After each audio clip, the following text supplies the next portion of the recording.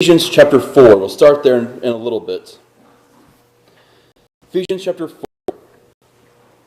It's my hope that you all have your Bibles this morning, and to be like the Bereans we read in Acts 17, that regardless if it is me, Stan, or whoever is teaching before you, that you read along, follow along, so that you can make sure that whatever is said behind the pulpit is true, and that if you catch anything that is false, that you are studying along with us to catch us and make sure that we can all be of the same mind and all be of the same knowledge to make sure we are doing what is right and saying and teaching what is correct. And this morning we're going to consider the Christian life. Now this is a rather broad topic that we can draw from a multitude of verses on, but from the passage that Isaiah read this morning, I want to extract 3 points from that passage. And the first one we're going to cover this morning is to love one another. And that is what we see in verse 9 of 1 Thessalonians. I cannot talk this morning, it's too early. 1 Thessalonians chapter 4, verse 9. Now concerning brotherly love, you have no need for anyone to write to you, for you yourselves have been taught by God to love one another. But what does this love mean? Is this supposed to be some sort of vague love? Is this supposed to be some sort of familial love we give to one another? It is supposed to be a love that we see among brethren. And if you'll read with me, Ephesians chapter 4, verse 1. I, therefore, a prisoner for the Lord, urge you to walk in a manner worthy of the calling to which you have been called, with all humility and gentleness, with patience, bearing with one another in love, eager to maintain the unity of the Spirit in the bond of peace. There is one body and one Spirit, just as you are called to the one hope that belongs to your call. One Lord, one faith, one baptism, one God and Father of all, who is over all and through all and in all. It is virtually impossible to have love among brethren when there is no unity.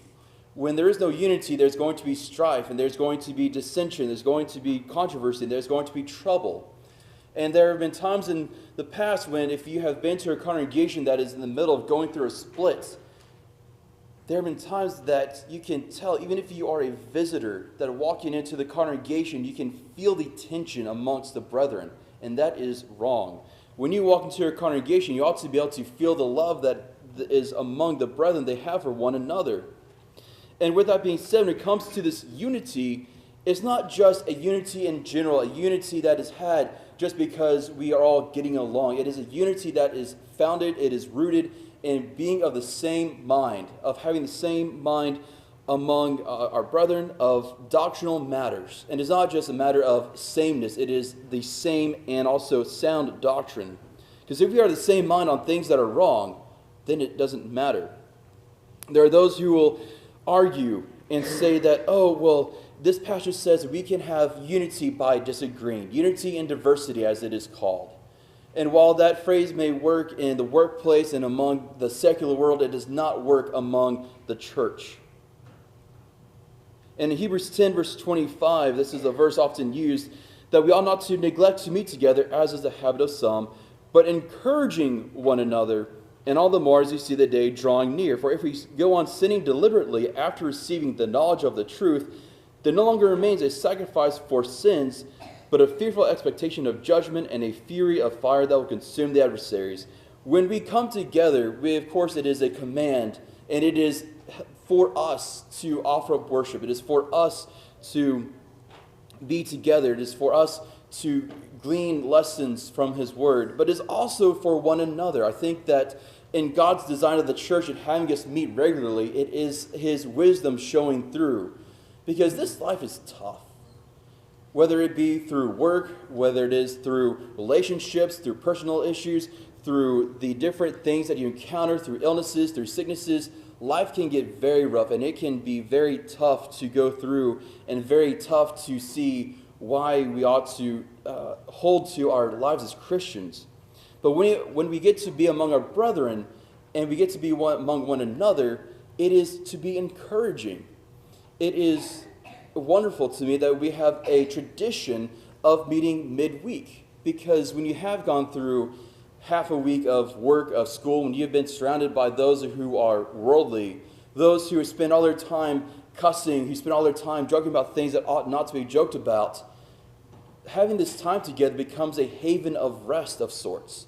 That we get to be among those who we call brethren, those who we call friends, so that we can then be encouraged and recharged to continue through the week. And turn with me to Philippians chapter 1. Philippians 1, verse 9.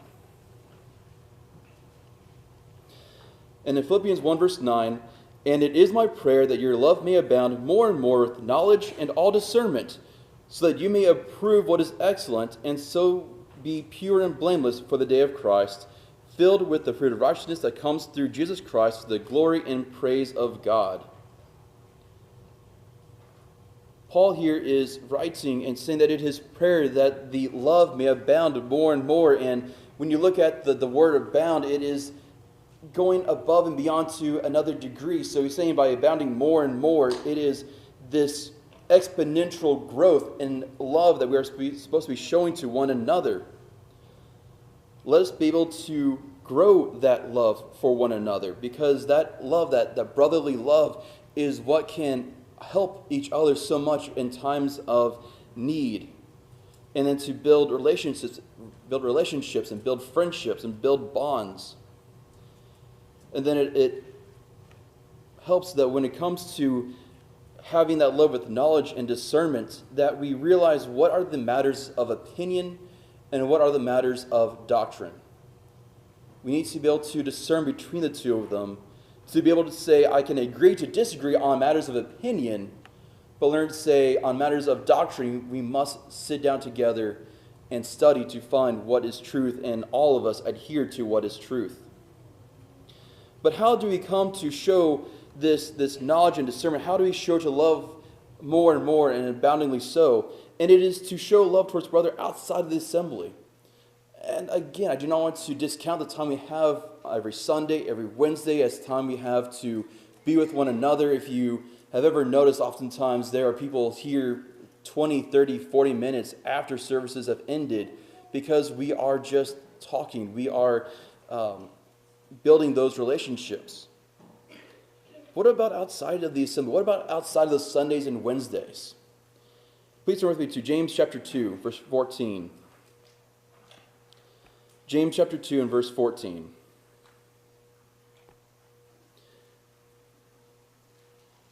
"What good is it, my brothers, if someone says he has faith but does not have works? Can that faith save him? If a brother or sister is poorly clothed and lacking in daily food, and one of you says to them, 'Go in peace, be warmed and filled,' without giving them the things needed for the body, what good is that? So also faith by itself, if it does not have works, is dead. But someone will say, 'You have faith, and I have works. Show me your faith apart from your works, and I will show you my faith by my works.' You believe that God is one, you do well. Even the demons believe and shudder. Do you want to be shown, you foolish person, that faith apart from works is useless? Was not Abraham our father justified by works when he offered up his son Isaac on the altar? You see that faith was active along with his works, and faith was completed by his works. With our brethren, there are times that there are opportunities to help them. When we have brethren who are in need, whether it is from a lack of food, a lack of clothing, when they have fallen on hard times because they've lost their job, or they've lost their source of income, or whatever it may be. We have those who in Houston lost their homes to the flooding, those who were in Louisiana who lost their homes to the hurricane, those who in other areas have lost their homes, lost their businesses due to various natural disasters. We can show love to them by supporting them, by housing them, by being hospitable. In Romans 12, verse 9, if you'll turn with me there as well. Romans 12 and verse 9. "Let love be genuine. Abhor what is evil. Hold fast to what is good. Love one another with brotherly affection.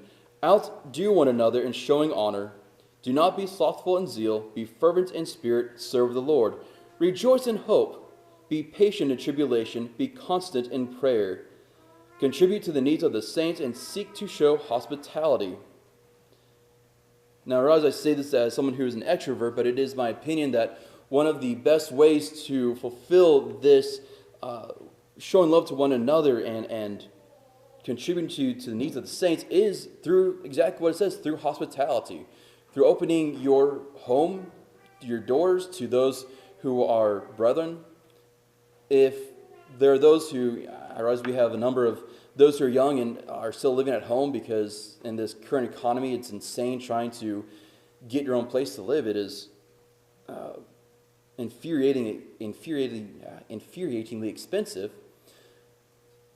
The way they can show hospitality without having your own place is ask someone to go out to lunch with you after services. Ask someone to go with you to the movies. Ask someone to come over for a Bible study or have a Bible study at a Starbucks, at a park. You can show hospitality in ways beyond just going to your own home. And I know in the times that I have spent with brethren, it is often those times we spend outside of these walls that have often encouraged the most building, the most deepening of those relationships and those friendships and those bonds. And one of the reasons why that we seek to build those bonds and relationships is that as we go through life and we do have those who are going through troublesome times, it is often hard, whether it is through pride or through a lack of self-esteem for those to reach out when they need help.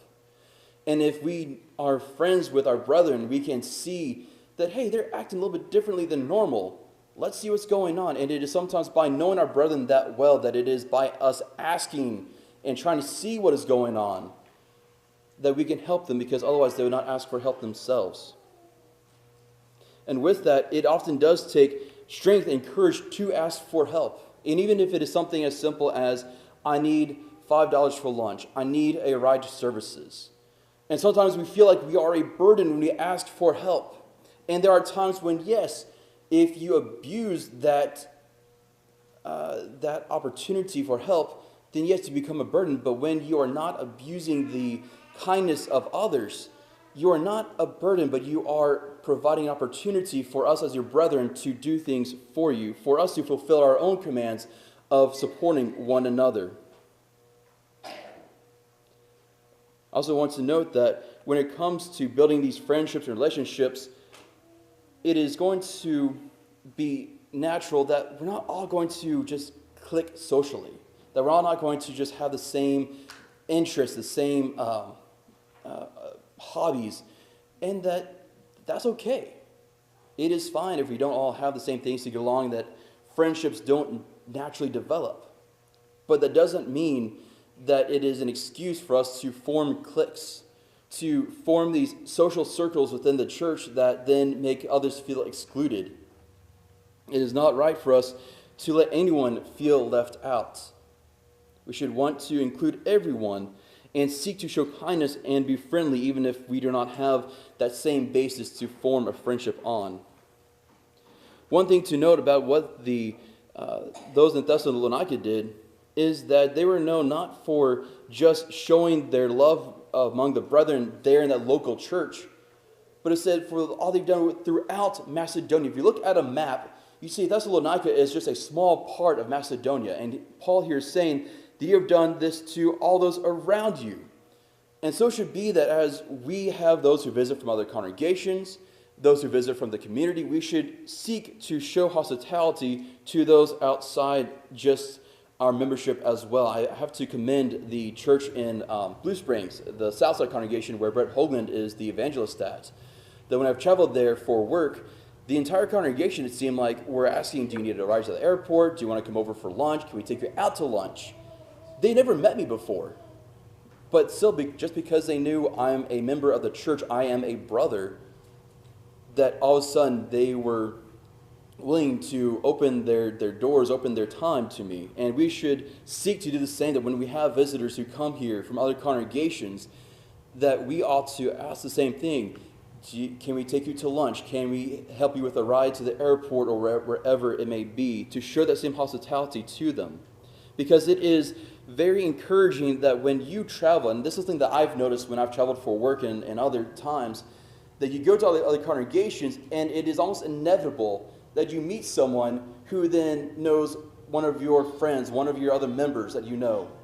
And then you get to build friendships because, oh, well, hey, you know this person, and I'll get to know this person. And then you travel somewhere else, and they say, oh, well, I know the person too. And it is just so neat that when you travel among areas you've never been to before, that just because you are a member of the church, all of a sudden you find yourself with friends and family in new places. The second point I want to make from this lesson is to live a quiet life. What does it exactly mean to live a quiet life? Let's look at 2 Thessalonians chapter 3.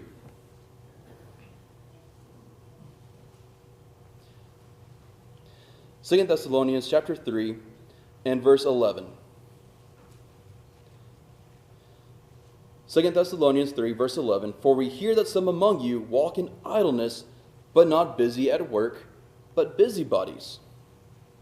I know when I was a young kid that what I was told that what busybody meant, basically those who are gossipers, those who spend all their times trying to watch what everyone else is doing. You have that stereotype of that picturesque neighborhood with the white picket fences, and there's always that one person who is trying to look in all the windows, trying to keep tabs on all the neighbors, trying to put their nose into everyone else's business.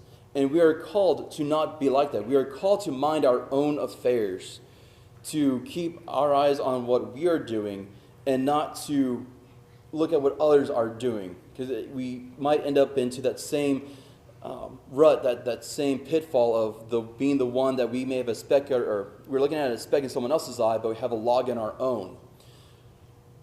That's not to say that when there is something that is obviously wrong, like, oh, hey, someone's house is on fire, that doesn't mean we should just keep blinders on. Not trying to say that at all.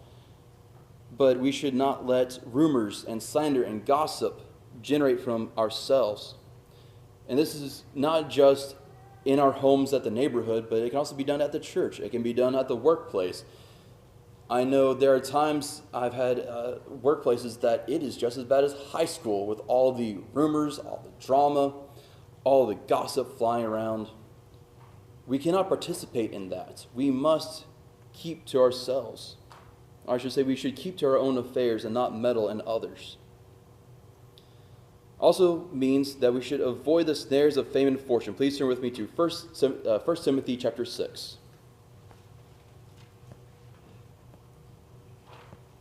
1 Timothy chapter 6 and verse 17. As for the rich in this present age, charge them not to be haughty, nor to set their hopes on the uncertainty of riches, but on God, who richly provides us with everything to enjoy. They are to do good, to be rich in good works, to be generous and ready to share, thus storing up treasure for themselves as a good foundation for the future, so that they may take hold of what is truly life. Many times when you are watching or looking at kids' classes, kindergarten, first grade, second grade, and there will be a time when the teacher will ask, well, what do you want to be when you grow up? And you often hear the ones like astronauts, of actors and musicians, all these people that have fame and power, because we see those lives and we think, oh, it must be nice to be so popular. It must be nice to have so much money. And sure, when you're a kid, that is an innocent fantasy. But when we get older and we have responsibilities and we have the desire to live a quiet life, having that fame and fortune often becomes a big snare. Not to say that it is impossible or sinful or wrong for a Christian to have wealth. Even then, if you look at the world that we live in today, if you look at the United States, if you make, I think it's around $30,000 in the U.S., you're in the top 1% of the wealth in the entire world. Wealth can be a little bit subjective. But even within the context of the U.S., even those who do make quite a bit of money, those who make upwards of six figures, we must not let that desire for money cloud our walk, to cloud our mind. And we must make sure that we walk appropriately, to be humble, that we manage what we have wisely, that if we do happen to have a job or a business that grants us quite a bit of income, that we be quick to be generous with it, to share it. There are members I know of one of the churches here in Texas that they are quite wealthy, but at the same time, they have been known to share their home quite generously, and that they still remain humble. When you talk to them, you would never guess that they have as much wealth as they do.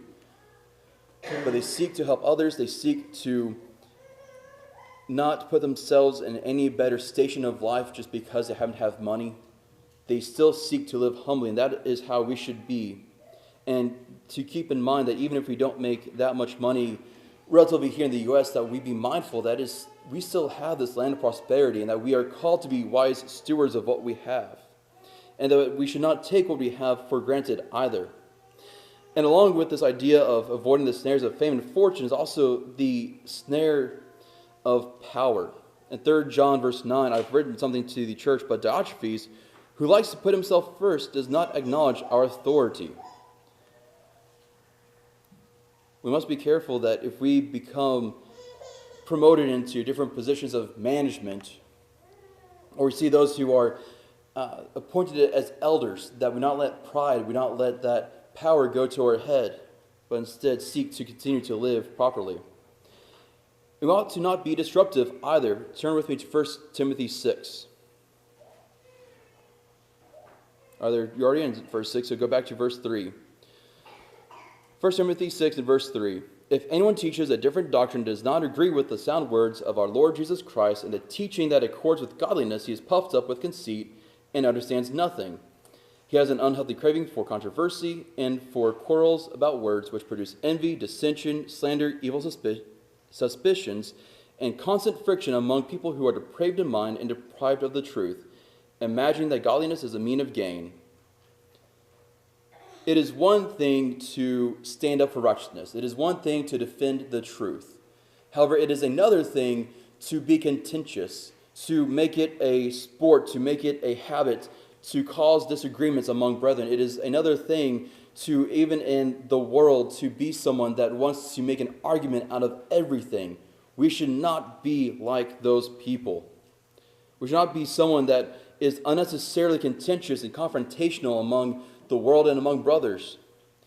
And we should not be like those who belong to the Westboro Baptist group, that sure that they are in their minds probably seeking to defend righteousness, but they are doing so in a way that is hateful and spiteful, and that in the end, while they think they're doing right, they are causing so much more harm to those who might see a defense of the truth, and instead of seeing, well, this is wrong, why is it wrong, and seeking to know why it's wrong, they instead see people who are being hateful and instead consider Christianity to be a religion of hate and spite. There is a time and a place to protest the sins of this world. There is a way to go about it, but it is not a license to be like the Pharisees, to be disrespectful and horrible to those who are in error. And the third point I want to make this morning is to work with our own hands. Back in 2 Thessalonians chapter 3, 2 Thessalonians chapter 3 and verse 10. For even when we were with you, we would give you this command, if anyone is not willing to work, let him not eat. And then we get back to that verse I mentioned before about being busybodies rather than working. And of course, there are always going to be exceptions because there are those who are unable to work due to various physical ailments or physical disabilities. There are those who might have other reasons to exclude them from earning their own living. But we ought to work. We are commanded to not be lazy. And I don't want anyone to think that just because you might not be in a position to be earning income, that it is not able, or it is not considered work when it comes to providing for the family. Look at Proverbs chapter 31.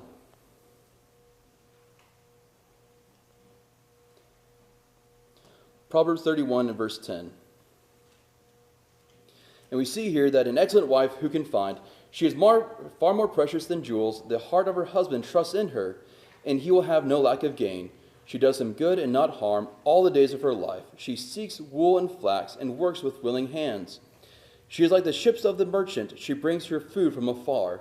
She rises while it is yet night and provides food for her household and portions for her maidens. She considers a field and buys it. With the fruit of her hands she plants a vineyard. She dresses herself with strength and makes her arms strong. She perceives that her merchandise is profitable. Her lamp does not go out at night. She puts her hands to the distaff, and her hands hold the spindle. She opens her hand to the poor and reaches out her hands to the needy. She is not afraid of snow for her household, for all her household are clothed in scarlet. She makes bed coverings for herself. Her clothing is fine linen and purple. Her husband is known at the gates when he sits among the elders of the land. She makes linen garments and sells them. She delivers sashes to the merchant. Strength and dignity are her clothing. And she laughs at the time to come. She opens her mouth with wisdom, and the teaching of kindness is on her tongue. She looks well to the ways of her household and does not eat the bread of idleness. Her children rise up and call her blessed. Her husband also, he praises her. Many women have done excellently, but you surpass them all. Charm is deceitful, beauty is vain, but a woman who fears the Lord is to be praised. Give her of the fruit of her hands, and let her works praise her in the gates. It is frustrating, I know, among those who are the stay-at-home moms, the homemakers. And I was blessed to have been raised in a home that my mom was a stay-at-home mom for the first at least 12, 13 years of my life. And I hear these days that there are those who will basically accuse those who are homemakers of doing nothing all day. If you've ever really met a stay-at-home mom, you will see that they do so much work. And if you ever leave the husband on his own to do things for himself for a week or a weekend, he quickly realizes how much work is done by the wife. Just because you might not be earning a profit from a secular job does not mean that you do not have work to do or that your work is meaningless. And finally, that we ought to work as to the Lord in all that we do. In Colossians 3, verse 23. Colossians 3, verse 23, whatever you do, work heartily as for the Lord and not for men, knowing that from the Lord that you will receive the inheritance as your reward. You are serving the Lord Christ. I have heard from preachers past and from others that employers often like to know when they have someone who is a Christian being considered for employment. Someone who is a practicing Christian, someone that is not just a Christian in name only, because they often see that there is a better work ethic among them. And I've heard many times that Christians are often desired for different positions and different things in general because we are known to have a higher work ethic, we are known to have a higher standard, we are known to have a higher morality than those around, those who might seek to do the bare minimum. We must be mindful of this, that whatever we do, we ought to give it our best, because in the end, when it comes to our work, we get a paycheck. But the skills we have to do our labors, the opportunity we have to have that job, it all comes from God. And to be given those opportunities from Him, but then to return with such little zeal would be an insult to Him.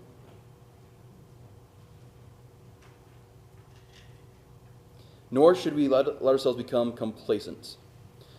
In Luke 12, verse 16, we see the parable of the man who had bountiful crops, and at the end, he says, we have plenty, let us eat, drink, and be merry. And it is so concerning when you see the different holiday cards that have that phrase, eat, drink, and be merry.